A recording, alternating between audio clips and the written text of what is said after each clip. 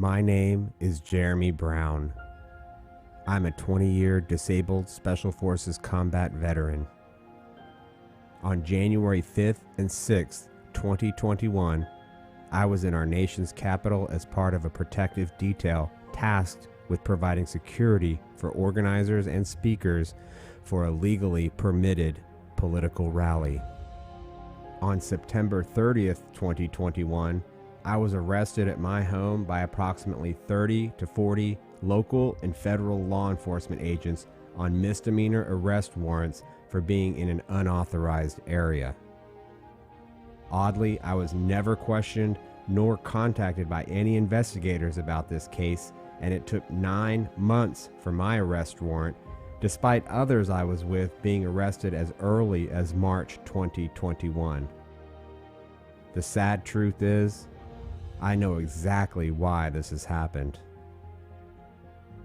On December 9th, 2020, the exact same Joint Terrorism Task Force, or JTTF agents, attempted to recruit me as a confidential informant to infiltrate citizen groups that had no criminal history. I recorded that meeting. On January 6th and 7th, 2021, I was contacted by phone by that same agent, so he knew exactly where I was and why I was there. That was the last communication I had with the JTTF, even though I made multiple attempts to email them. On March 5th, 2021, I did a 2-hour live interview that can be seen at justanotherchannel.com under the title Green Beret vs. FBI. That recording fully exposed the recruitment and my professional assessment of what happened. I released it in order to counter the lies and false narratives being told to the public through the media and FBI directors' false testimonies in Congress. That video was viewed by over 2 million people, and I subsequently conducted approximately 30 interviews for well over 40 hours of recorded content on this matter. Over the span of multiple weeks in March through May 2021, Americans were trolling the FBI's field office in Tampa, Florida's official Twitter page with links to the interview. They would pull it down and then someone would repost it. So in turn, the FBI was well aware of the interview and of my outspokenness in March of 2021. However, as time went on, the media interest died down, and it seemed that the FBI had been successful in ignoring me into oblivion. Not so fast. In mid-June of 2021, a major investigative article was released by Darren Beatty of Revolver.com that provided evidence and connected the dots that showed how the FBI was directly involved in the actual staging of January 6th, as well as their involvement in the Michigan governor's fake kidnapping plot.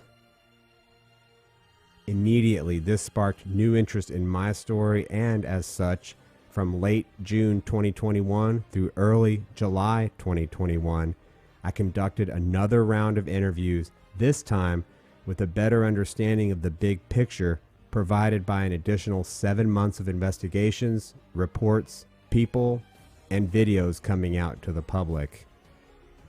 I spoke the truth and gave professional opinions based off of my 20 years of special operations experience. More notably, some of said experience was from directly working alongside the JTTF and other similar agencies throughout my tenure. Today, November 8th, 2021, is now officially my 40th day being held in maximum security as both an FBI whistleblower and political prisoner. To date, these are the crimes that the FBI and the Department of Justice are both guilty of committing under Title 18 U.S. Code Section 242, Deprivation of Rights under Color of Law. 1. Violations of the First Amendment for criminalizing free speech and the lawful attendance of a permitted public rally at a public building 2. Violations of the Second Amendment by passing and enforcing unconstitutional gun laws that directly violate the letter of law and intent of the shall not infringe clause, reinforced by the precedent by the landmark D.C. versus Heller 2008 Supreme Court decision. 3. Violations of the Fourth Amendment through obtaining an unreasonable and illegal search warrant by unlawfully deceiving the issuing judge.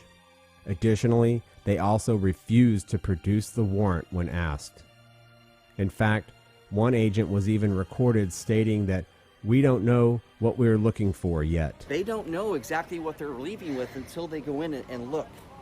Do you understand? In my humble opinion, what they should look for is a copy of the U.S. Constitution and read it.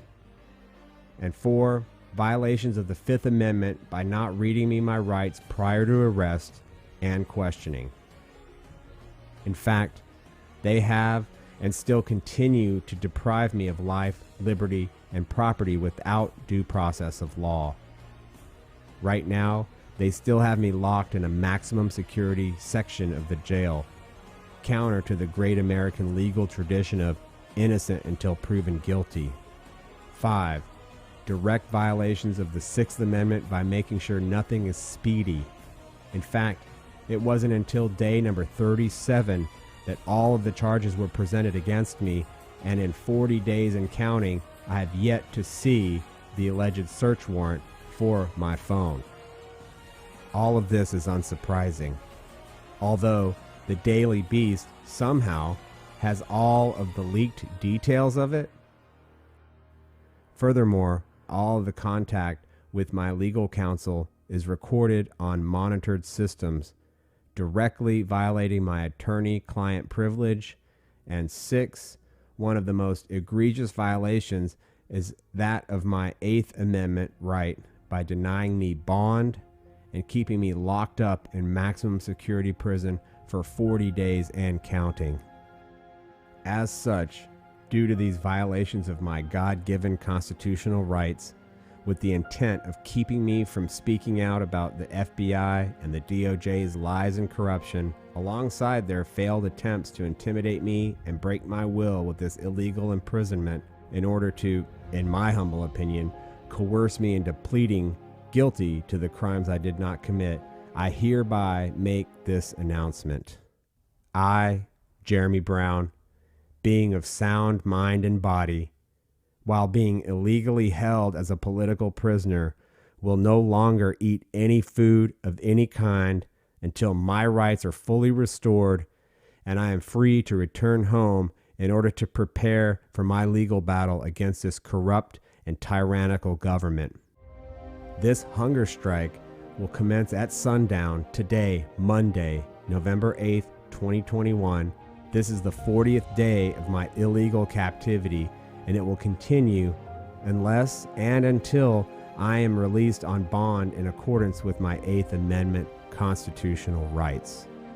It is with a heavy heart that after a lifetime of service to this great nation, and after spending over 20 years protecting the U.S. Constitution that was given to us in order to secure our liberties, now I have to use the only 4 tools I have remaining at my disposal. That is my faith, my voice, my mind, and my body.